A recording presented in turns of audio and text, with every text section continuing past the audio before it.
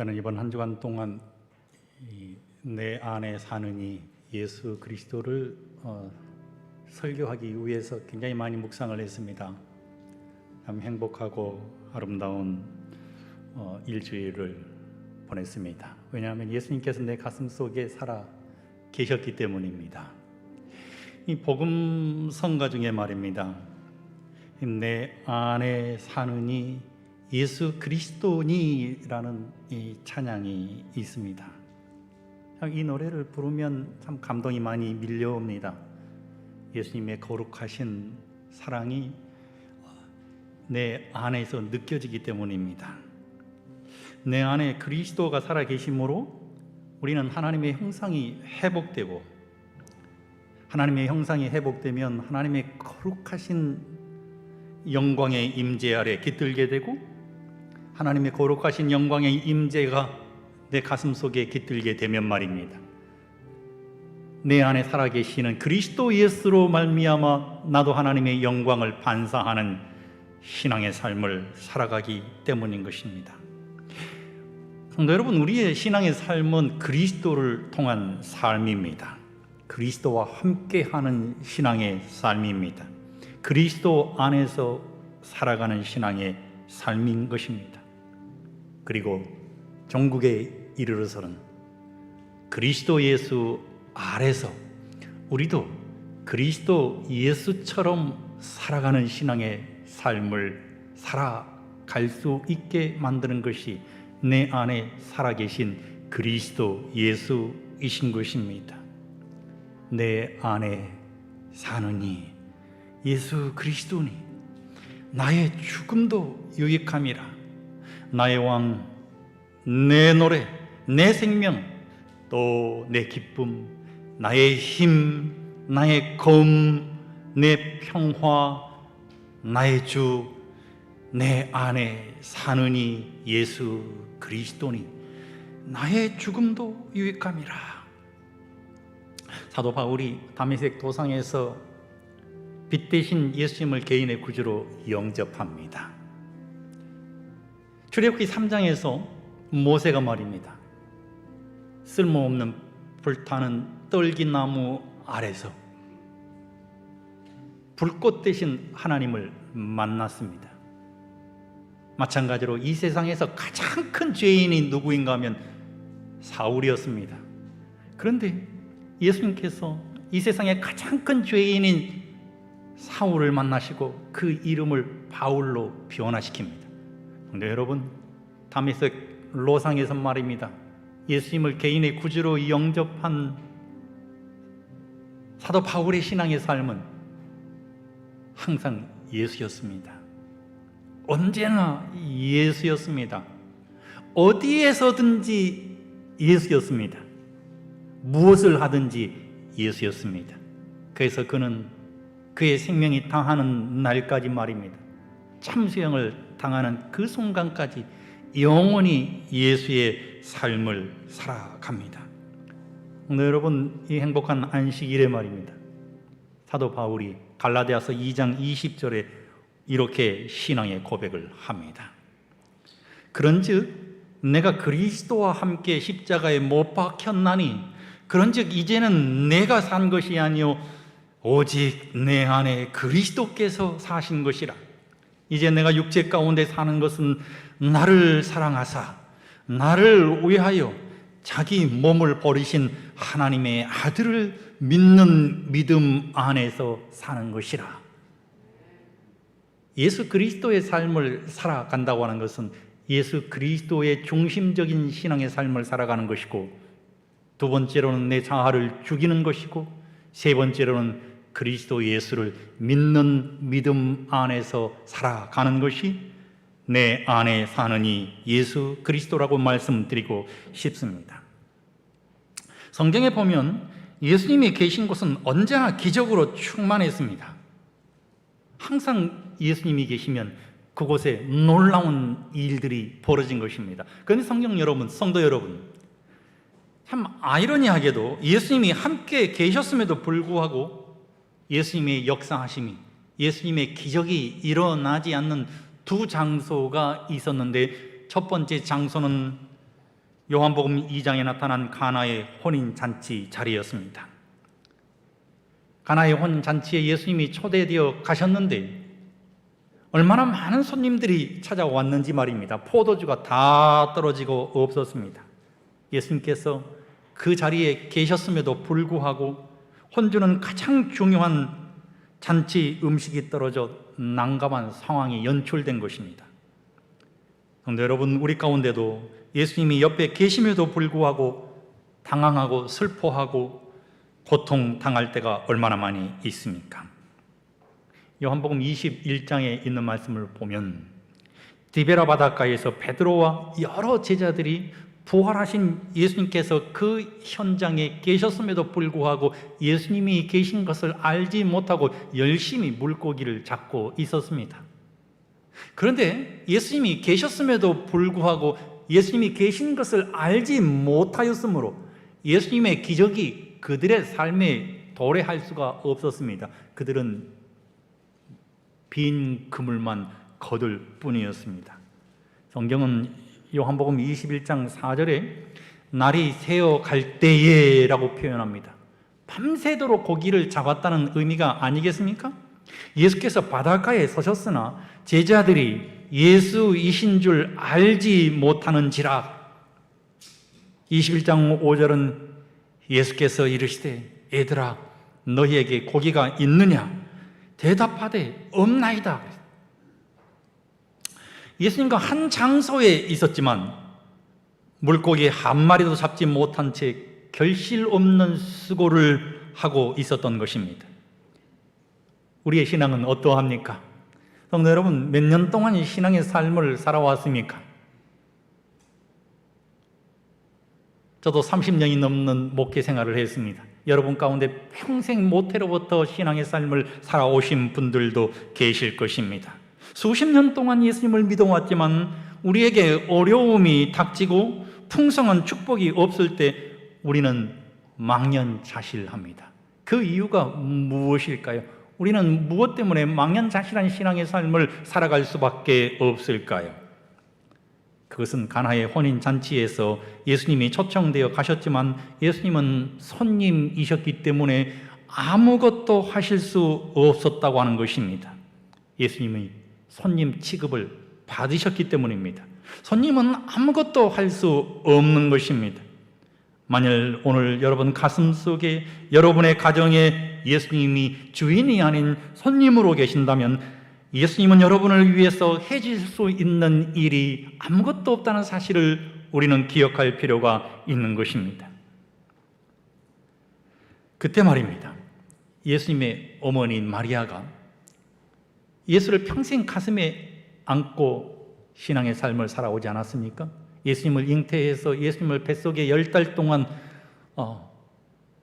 자라게 하신 분이 예수의 모친 마리아가 아니겠습니까? 그래서 예수의 모친 마리아의 가슴 속에는 그리스도 예수가 살아 계셨습니다. 예수님은 마리아에게 있어서 손님이 아니라 예수님은 마리아에게 있어서 주인이셨습니다. 그래서 예수에게 다가가서 아들아 포도주가 떨어졌다. 그리고 하인들에게 이렇게 얘기합니다. 이분이 시키는 대로 무엇이든지 하라. 하인들은 예수님의 말씀대로 물 항아리에 물을 가득히 게려다 붓고는 그냥 그 물을 떠다가 손님들에게 따라 주었을 뿐입니다. 어떤 일이 일어났을까요? 예수님이 손님이 아닌 예수님이 주인 되어 하인들의 삶을 지배하게 되었을 때 물이 포도주로 변하는 놀라운 역사가 일어나게 된 것입니다. 예수 중심적인 신앙의 삶을 살아갈 때 내 안에 그리스도 예수께서 살아 계실 때 성도 여러분, 내 삶은 기적의 삶이 된다는 사실을 기억하게 되시기를 주의 이름으로 간절히 축원드린 것입니다. 디베라 바닷가에서 예수님이 자기 곁에 계신 것도 모른 채 자기 생각대로 고기를 잡던 베드로가 한 마리의 물고기도 잡지 못하고 있을 때 예수님이 짠 하고 나타나셨습니다. 그리고는 베드로에게 말합니다. 베드로의 배 오른편에 그물을 내리라 그랬어요. 그 말씀에 순종했을 때 날이 셀 때까지 단 한 마리의 물고기도 잡지 못했던 베드로가 말입니다, 엄청난 크기의 물고기 153마리를 잡았습니다. 그리고는 예수 그리스도를 알아봅니다. 혹시 예수님을 개인의 구주로 영접했음에도 불구하고 단지 예수님을 손님으로 모셨다면 가나의 혼인잔치에서처럼 우리의 삶에서 포도주가 떨어질 수도 있습니다. 그러나 우리의 신앙의 삶 속에 그리스도 예수께서 주인 되어 내 삶을 지배하게 된다면 말입니다, 물이 포도주가 되고 빈 그물이 가득 찬 물고기가 있는 그물이 될 수 있다는 사실을 기억하시는 우리 모든 성도들이 되게 되시기를 소망하는 것입니다. 저는 내 안에 사는 이 그리스도 예수를 평생을 가슴에 안고 살아가는 한 목사님을 소개해 드리기를 원합니다. 제가 대학을 다닐 때 영문학과에 부산에서 올라온 이 김충구라고 하는 이 형님이 계셨습니다. 근데 그 형님이 왔는데 말이에요, 염세주의 철학자였습니다.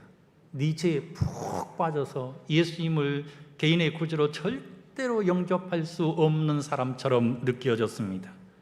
그리고 클래식 음악에 빠진 감성주자였습니다. 하나님께서 그의 인생을 어떻게 변화시킬까? 어느 날 이 형님이 저에게 이렇게 얘기했습니다. 민열아, 왜 형님? 영양학과에 다니는 한모라고 하는 굉장히 아름다운 이 학생이 있는데 그 여학생과 사귀고 싶은데 어떻게 하면 사귈 수 있느냐? 그래서 제가 알고 있는 모든 팁을 다 전수를 해 주었더니 정말 이 목사님이 그 아름다운 아가씨를 만나서 교제하게 되고 그리고 결혼까지 하게 되었습니다. 놀라운 사실은 예수님을 개인의 구주로 영접하더니 다시 신학을 전공하고 목사님이 되셔서 오늘 여러분 시조사에서 수년을 근무하시고 서중한 화폐에서도 열심히 일하는 주의 종이 되었습니다.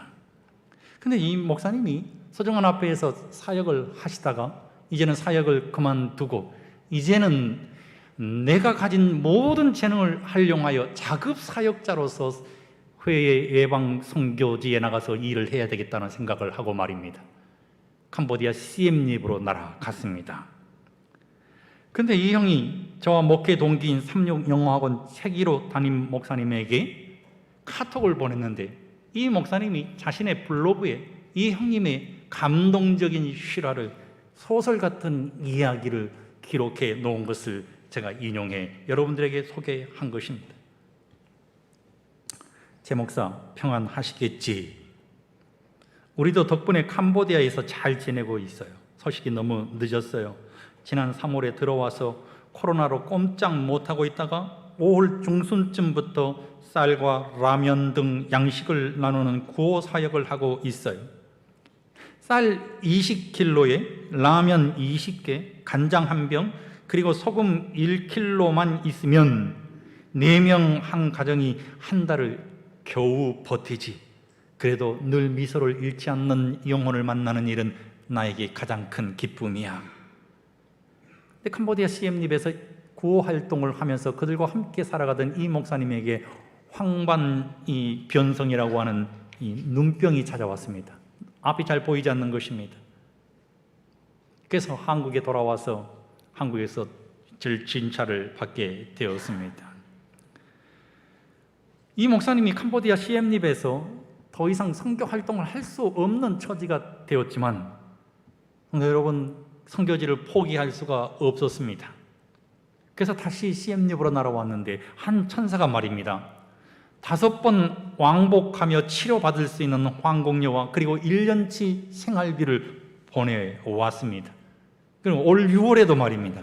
이 천사가 거금을 보내주어서 1999년도산 자동차를 사가지고 이제는 더 이상 오토바이가 아닌 오토바이를 타다가 쇠골이 부러졌는데 승용차로 운전해서 성도들을 방문하니 얼마나 기쁘고 행복한지 모르겠다고 그의 소식을 보내온 것입니다. 여러분 이 천사가 누구일까요? 이 목사님이 황반변성으로 인해서 36 서울병원에 치료를 받으러 갔습니다. 그랬더니 의사 선생님이요, 그의 눈을 보거나 말입니다. 너무 심각하니까 혹시 선생님 직업이 무엇입니까? 라고 물었다고 합니다.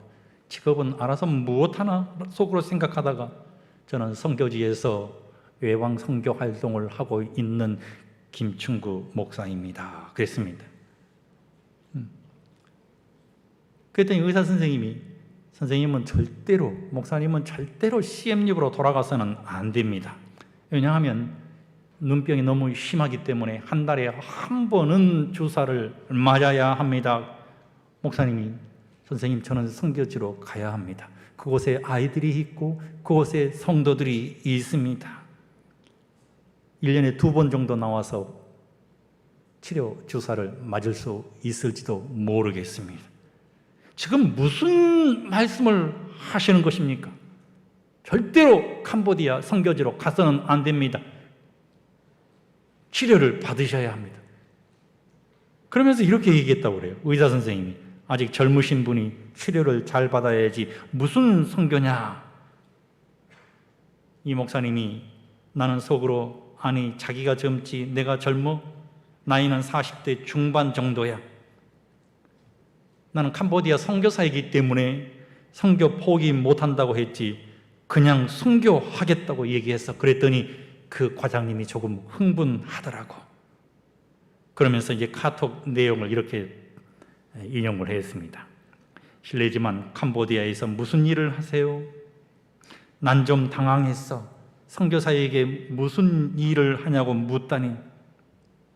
자급 선교사로 예배당 없이 가난한 마을에 가서 그들과 함께 살면서 환경 개선하는 일을 한다고 설명했지. 그랬더니 의사 선생님이 자기는 아직 준비가 안 되었지만 그래도 선교 봉사를 생각하고 있다고 해서 난 그냥 선교사 환자를 위로하는 말인 줄 알았어. 그런데 그 대화하고 나서 얼마 뒤에 문자가 왔더라고. 근데 상상할 수 없는 액수였지. 그런데 6개월 뒤에 또 왔어. 동일한 액수로 감당할 수가 없어서 왜 이러냐고 좀 따지고 싶은 마음까지 들었다네.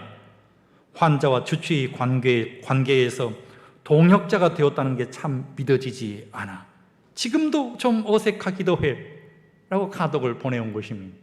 그런데 여러분, 감동스럽지 않습니까? 이 의사 선생님과 목사님은 같은 교회에서 신앙생활을 한 번도 하지 않았습니다. 구면도 아닙니다. 일면식도 없는데 말입니다. 이 목사님 가슴 속에 그리스도 예수가 살아 계셔서 나는 내 선교지를 포기할 수 없습니다. 내가 사랑하는 어린아이들에게 성경을 가르쳐야 하고 내 성도들에게 설교해야 합니다. 내 눈이 실명된다 할지라도 나는 캄보디아로 날아가야 합니다. 왜냐하면 내 안에 그리스도 예수가 살아 계시기 때문입니다. 그런데 이 의사 선생님 가슴 속에도 예수가 살아 계신 것입니다. 회회로 나가서 선교를 하고 싶은데 지금 자신이 병원의 과장으로 근무하고 있기 때문에 나갈 수가 없어. 가슴속에 살아계신 그리스도 예수를 말입니다. 자기가 가진 물질로 선교사를 돕는 놀라운 일들을 통해서 캄보디아 시엠립의 자급 선교사로 일하는 김충구 목사님이 큰 힘을 얻어서 말입니다. 이제는 곧 교회도 BMW를 통해서 지어질 것 같다는 소식으로 그 대화가 끝이 났습니다.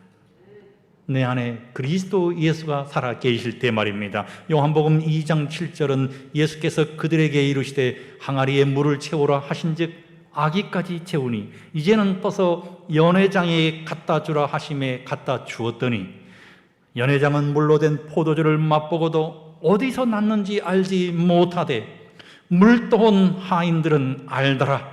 연회장이 신랑을 불러. 요한복음 21장 6절은 이르시되 그 물을 배 오른편에 던지라. 그리하면 잡으리라 하시니 이에 던졌더니 물고기가 많아 그 물을 들 수 없더라. 예수 중심적인 신앙의 삶을 살아야 할 이유를 엘렌 화이트는 시대의 소망 147쪽에서 이렇게 기록해 놓았습니다. 예수께서 사람을 위하여 마련하신 잔치는 만족과 기쁨을 주지 못하는 일이 결코 없다. 새로운 선물마다 받은 자의 재능을 증가시켜서 주님의 축복을 이해하고 누리게 한다. 그분은 은혜 위에 은혜를 주신다. 공급이 그치는 일은 결코 없다. 만일 당신이 예수님 안에 거한다면 오늘 풍성한 선물을 받는다는 사실은 내일은 보다 더 풍성한 선물을 받게 되리라는 보증이 된다. 아멘입니까? 내 안에 그리스도 예수께서 살아 계시면 오늘 풍성한 선물을 받게 될 것인데, 성도 여러분, 이 선물이 말입니다, 내일은 보다 풍성한 선물을 받게 되리라는 보증이 된다라고 기록해 놓았습니다. 내 안에 그리스도 예수께서 살아계시면 그리스도 예수 중심적인 신앙의 삶을 살아가면 예수가 나와 함께 하시니 내 삶에 기적이 도래하게 된다는 사실을 기억하게 되시기를 주의 이름으로 간절히 축원드리는 것입니다. 두 번째로는 내 자아를 죽여야 합니다. 그런즉 이제는 내가 산 것이 아니요 오직 내 안에 그리스도께서 사신 것이라. 아무든지 나를 따르려거든 자기를 부인하고 자기 십자가를 지고 나를 좇을 것이니라 라고 예수님께서 말씀하셨습니다. 나는 죽고 예수로 사는 사람이란 책을 읽는데 참 재미있는 내용이 있었습니다. 한 목사님이 은퇴하신 후에 평생을 목회하면서 자신의 집을 팔아서 교회를 짓는 성도도 있고 자기 땅을 팔아서 바친 성도도 있는데, 놀라운 사실은 성지를 뽑아 바친 성도는 한 번도 본 적이 없다라고 그 책에 썼습니다. 여러분도 여러분의 더러운 성경을 뽑아서 예수님 앞에 드려본 적 있습니까? 내 성경을 뽑아서 하나님 앞에 바칩니다. 이 말씀의 의미가 무엇일까요? 그런즉 이제는 내가 산 것이 아니요 오직 내 안에 그리스도께서 사신 것이라고 하는 이 말씀의 의미는 내 인생의 주도권은 내가 잡고 있는 것이 아니라 예수님께 내 인생의 주도권을 내어드리겠다고 하는 것입니다. 그 이유는 목사가 죽어야 교회가 살기 때문입니다. 가정이 살기 위해서는 아빠가, 엄마가 삶의 주도권을 예수님에게 내어드려야 가정이 행복할 수 있는 것입니다. 시대소망 280쪽에는 이런 글이 있습니다. 사람이 온전한 의미에서 그리스도를 믿는 자가 될 수 있기 전에 자아를 비우지 않으면 안 된다. 자아가 포기될 때 주께서 사람을 새로운 피조물로 만드실 수 있다라고 기록했습니다. 갈라디아서 2장 20절에 사도 바울이 오늘 우리에게 말하고자 하는 것은 과연 무엇일까요? 십자가로 더 가까이 나아가서 십자가를 능력으로 만나는 사람은 누구나 십자가에서 예수님의 죽음을 볼 뿐만 아니라 십자가에서 자기 자신을 본다는 것입니다. 마땅히 내가 죽어야 하는데 예수님이 대신 죽으신 것이 아니라 그 예수님과 함께 내가 십자가에 죽었다는 사실을 깨닫게 된다고 하는 것입니다. 그러면서 사도 바울은 로마서 6장 6절로 7절에 이렇게 고백했습니다. 우리가 알거니와 우리의 옛사람이 예수와 함께 십자가에 못 박힌 것은 죄의 몸이 죽어 다시는 우리가 죄에게 종노릇 하지 아니하려 함이니. 로마서 6장 7절은 이는 죽은 자가 죄에서 벗어나 의롭다 하심을 얻었습니다. 우리가 십자가를 바라볼 때 십자가에 달리신 그리스도 예수만 보는 것이 아니라 십자가에 달린 나도 보아야 한다고 제가 여러분들에게 말씀드리지 않았습니까? 그리스도와 함께 죽고 그리스도와 함께 다시 의롭다 하심을 얻기 위해서 우리는 날마다 자신을 부인하고 날마다 죽으면서 내 가슴 속에 그리스도 예수를 모시면 되는 것입니다. 자아가 죽는다고 하는 것은 구약 성경에 하나님께서 제사 제도를 통해서 우리의 죄를 덮어 두셨습니다. 우리는 그 죄를 가리워 주셨다고 말합니다. 그 제물은 예수님을 표상하는 것이었습니다. 표상되어진 예수님을 통해서 우리의 죄는 덮어지고 가리워지게 된 것입니다. 자아를 죽이기 위해서 내가 어떤 것을 해야 되겠다고 하는 것이 아닙니다. 예수님이 그냥 십자가에 죽으셨기 때문에 나도 죽은 것입니다. 예수님이 신약에서 실체로 오셔서 표상이 실체가 되어 십자가에 달리셨을 때 우리를 영원히 용서하셨기 때문인 것입니다. 더 이상의 제사, 제도와 더 이상의 제물이 필요하지 않았던 것입니다. 예수님이 나를 대신해서 제물이 되신 것이 그 이유 하나 때문에 말입니다. 내가 죽은 것입니다. 그러므로 나는 온전히 하나님 앞에 드려지는 존재가 된 것입니다. 성도 여러분, 누가복음 18장에 있는 말씀을 보면 바리새인과 세리가 나옵니다. 우리는 바리새인이 드린 기도는 자아가 죽지 않는 기도라고 말합니다. 그는 길거리에서 말입니다. 금식하고 초췌한 모습으로 하늘을 우러러보면서 기도했습니다. 하나님, 나는 금식한 몸입니다. 하나님 앞에 11조를 정직하게 드렸습니다. 나는 지난 일주일 동안 단 한 번도 죄를 짓지 않았습니다. 하나님이여, 그러므로 나는 다른 사람들과 같지 아니함을 감사합니다. 하나님, 나는 의인입니다. 바리새인의 문제는 무엇이었을까요? 오늘 우리의 문제는 무엇일까요? 바리새인의 문제와 오늘 우리의 문제는 예수님이 들어가실 수 있는 틈새가 조금도 없다고 하는 것입니다. 왜냐하면 내가 죽지 않고 살아있기 때문인 것입니다.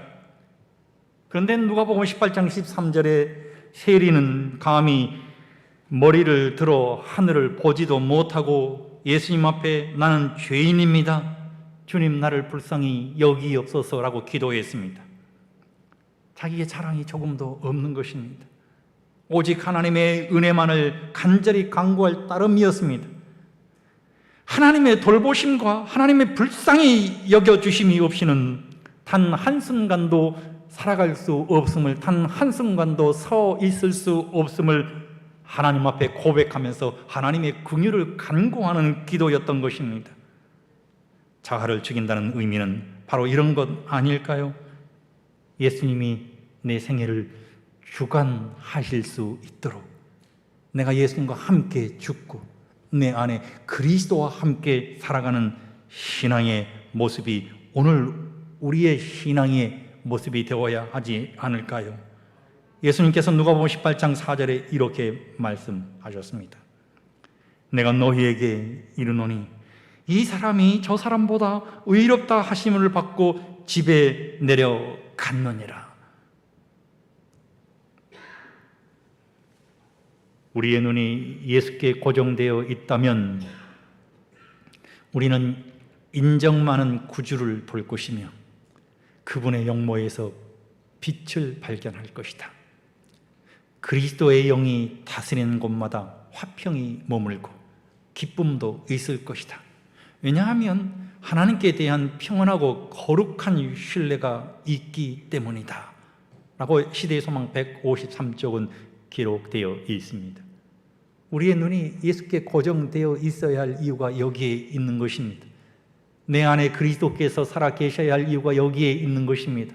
내가 내 자아를 내려놓고 그리스도와 함께 내 자아를 십자가에 못 박아야 할 이유가 인정 많은 구주를 보게 되고 그리스도 예수의 영모에서 빛을 발견하게 되고 화평이 머물고 기쁨도 찾아오고 평안하고 거룩한 신뢰 관계 속에 그리스도와 함께 들어가기 때문에 성도 여러분, 오늘 우리의 모든 자아를 내려놓고 내 안에 그리스도가 머물 수 있도록 내 자신을 하나님 앞에 내어 드립시다.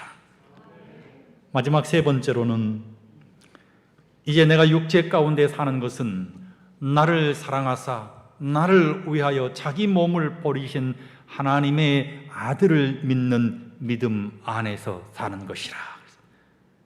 사도 바울이 참 멋진 말을 여기에 기록해 놓지 않았습니까? 내가 육체 가운데 사는 것은 나를 너무나 사랑하사 자기 몸을 버리신 하나님의 아들을 믿는 그 믿음 안에서 살겠다고 하는 것입니다. 사도 바울은 이 말씀의 의미를 고린도전서 4장에서 이렇게 고백했습니다. 다 같이 한번 봉독해 볼까요? 4장 10절로 11절에 있는 말씀 시작. 우리가 항상 예수의 죽음을 몸에 짊어짐은 예수의 생명이 또한 우리 몸에 나타나게 하려 함이라. 우리 살아있는 자가 항상 예수를 위하여 죽음에 넘겨짐은 예수의 생명이 또한 우리 죽을 육체에 나타나게 하려 함이라.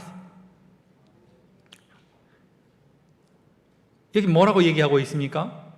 예수의 죽음을 몸에 짊어지는 것이 아들의 믿음대로 사는 것이라고 기록하고 있는 것입니다. 로마서 6장 8절은 만일 우리가 그리스도와 함께 죽었으면 또한 그와 함께 살 줄을 믿노니라고 기록했습니다. 이 말씀의 의미를 엘렌 화이트는 시대의 소망 26쪽에서 자아를 버리는 그 사랑의 희생으로 말미암아 땅과 하늘의 주민들은 끊을 수 없는 연합의 줄로 그들의 창조주께 묶여진다라고 기록했습니다. 내가 육체 가운데 사는 것은 나를 사랑하사 나를 위해서 자기 몸을 버리신 하나님의 아들을 믿는 믿음 안에서 살아가는 이유. 성도 여러분, 그것이 무엇이라고요? 땅과 하늘의 주민들은 끊을 수 없는 연합의 줄로 그들의 창조주께 묶여진다고 하는 것입니다. 미국의 맥킬리 대통령이 한 번은 강요회의를 주재했습니다. 그런데 말입니다, 비서가 긴급히 들어오더니 고향집에서 어머니가 위독하다는 소식을 전했습니다. 당시 비행기가 여의치 않는 시대였기 때문에 맥킬리 대통령은 기차를 타고 긴 시간을 여행해서 켄튼, 오하이오 어머니가 이독하여 곧 돌아가시게 된 집으로 돌아왔습니다. 집에 도착해 보니까 아직도 어머니는 숨이 있었고 아들을 기다리고 있었어요. 숨을 몰아쉬면서 어머니가 내가 올 줄 알았다. 엄마 비리예요. 하실 말씀 있으세요? 그랬더니 이 어머니가 말입니다, 맥킬리 대통령에게 나를 교회로 데려다 주지 않겠니? 내가 너를 교회로 데려갔던 것처럼 나를 교회에다 데려다 주지 않겠니? 라고 얘기했습니다. 어머니는 54세 된 아들의 등에 업혀서 교회로 갔습니다. 어머니는 교회에 당도하자마자 아들의 손을 잡고 찬미를 부르기 시작했습니다. 내 주를 가까이 하려 함은. 온 가족이 그 찬미를 함께 따라 불렀습니다. 그 찬미가 끝나기 전에 말입니다, 어머니는 평화롭게 숨을 거두셨습니다. 몇 년이 지난 다음에 이 맥킬리 대통령이 암살자의 총을 맞고 병원에 입원하게 되었는데 병원에 입원해서도 여전히 행복한 미소를 짓는 얼굴이었다고 합니다. 왜냐하면 그 안에 그리스도 예수께서 살아 계셨기 때문입니다. 그리고 그가 죽기 전에 유언을 남겼습니다. 암살자를 기소하지 말라. 나는 그를 용서한다. 나의 시간이 다 되어서 주께서 나를 부르신 것이야. 그리고 숨이 가빠지기 시작했습니다. 각하 괜찮으십니까? 비서가 물었습니다. 괜찮네. 이제 내 주님, 내 어머니를 만나야겠네. 그런 조용히 입술을 움직이기 시작했습니다. 놀랍게도 그의 입술에서 가늘게 새어나오는 찬미 소리가 말입니다, 그의 어머니가 부르는 찬미 소리였습니다. 내 주를 가까이 하려 함은. 그 어머니가 가르쳐준 찬미, 어머니가 남긴 찬미를 자신도 부르다가 이렇게 말했다고 합니다. 우리의 뜻이 아니라 오직 주의 뜻이 이루어지리다 그랬어요. 성도 여러분, 엘렌 화이트는 높은 부르심 61쪽에 그리스도 안에 영혼의 생명이 있다 그래요. 그에게로 향하는 우리의 마음 속에서 그의 영광을 찾는 우리의 열성 가운데서 그의 탁월하심에 우리의 모든 애정을 복종시키는 우리의 열성 가운데서 우리는 생명을 찾는다. 우리는 그와 더불어 교통함으로써 생명의 떡을 먹는다. 그리스도는 우리들의 애정의 중심 주제가 되어야 하며, 그렇게 되면 우리는 그분 안에 살게 되고 그분의 영을 모실 수 있다라고 기록해 있습니다. 오늘 여러분, 그리스도 안에 생명이 있음을 기억하시고 열성적으로 그리스도 예수를 사랑하시고 그리스도 예수께서 여러분 가슴 속에 살아 계시게 되시기를 주의 이름으로 간절히 축원드립니다.